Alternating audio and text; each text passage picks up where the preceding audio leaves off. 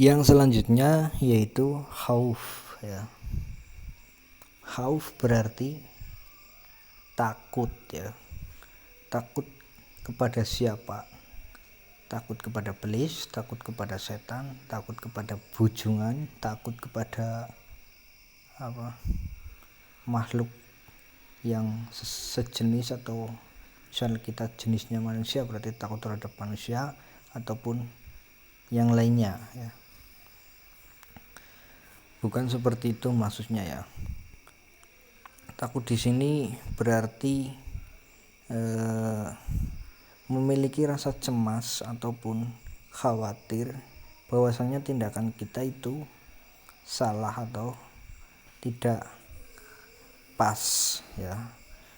Misalkan kita takut terhadap Allah, dengan kita mau menghadap Allah itu kan harus mati dulu. Kita takut pada kematian, misal seperti itu. Kita takut kepada kematian.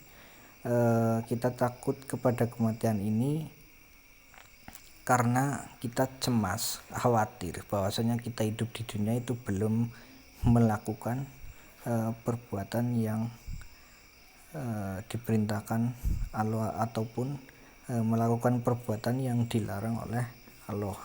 Dengan kata lain, banyak dosa lah ya. Banyak dosanya takut ya.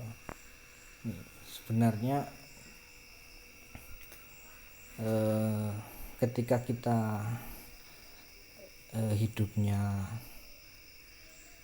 sudah sesuai dengan aturan ataupun perintah Allah dan menjauhi larangannya, mungkin kita lebih gampang atau lebih bisa menerima bahwasanya tidak ada rasa cemas atau khawatir lagi ya, tidak ada rasa takut ya.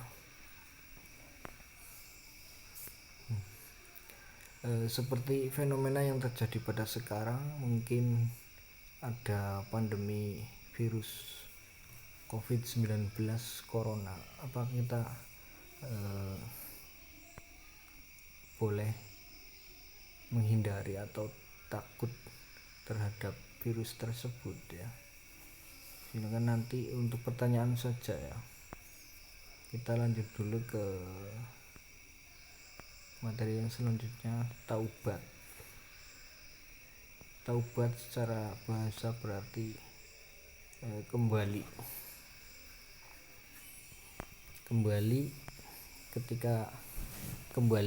ketika kita bepergian terus kembali ke rumah, itu taubat atau bukan ya.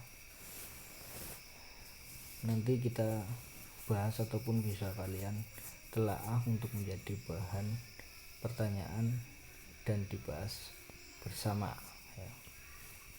Kita lanjut dulu. Taubat secara bahasa berarti kembali. Secara istilah, taubat berarti kembali ke jalan yang lurus atau benar dengan dasar keinginan yang kuat dalam hatinya untuk tidak melakukan kembali hal-hal yang dilarang oleh Allah atau dosa-dosa yang pernah dilakukan sebelumnya.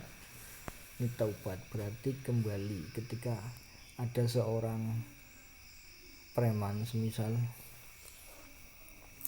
ini melakukan hal yang dilarang oleh Allah ya, tanpa tahu itu dosa ataupun dilarang. Preman itu malak maring wong-wong pasar, kemudian tidak diberi oleh penjual atau pedagang yang ada di pasar. Dengan cara memaksa, si preman ini mengambil uang atau barang dagangan pedagang tersebut. Nah, para pedagang ini tidak memberinya. Kemudian si preman ini memaksa dan bahkan sampai membunuhnya ya. Ini contoh saja ya. Mungkin ada yang mungkin ada yang terjadi sedemikian rupa ya, tapi ini bukan kasus yang nyata pada khususnya di Losari ya. Ini sebagai contoh saja, dengan cara membunuh si preman itu mengambil atau merampas uang atau barang dagangan si penjual tersebut. Ketika itu si preman pergi dan berfoya-foya dengan hasil rampasannya. Nah, kemudian suatu hari atau suatu ketika si preman terkena musibah. Lah, di situ preman mendapatkan hidayah ataupun petunjuk dari Allah. Kemudian si preman sadar bahwasanya tindakan yang tadi dilakukan atau membunuh itu berdosa atau dilarang oleh Allah. Maka si preman itu segera minta ampun, kembali ke jalan yang benar. Dengan hatinya itu beriktikad secara ikhlas dengan kuat ya, tidak akan mengulangi perbuatan tersebut atau tobatan nasuha ya. Ini untuk yang jenis-jenis tobat silakan bisa dibaca sendiri ya. Nanti untuk pertanyaannya